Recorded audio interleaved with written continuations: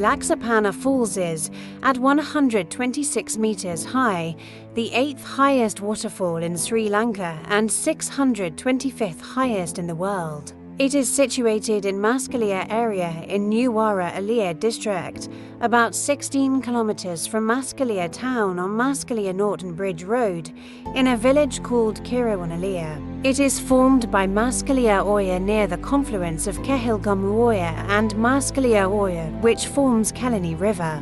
The falls gives its name to twin hydroelectric power stations, Old Laxapana Power Station, which generates 50 megawatts of electricity, and New Laxapana Power Station, which generates 100 megawatts. Popular folklore tells this the place where Buddha mended his saffron robe when he was visiting Sri Lanka.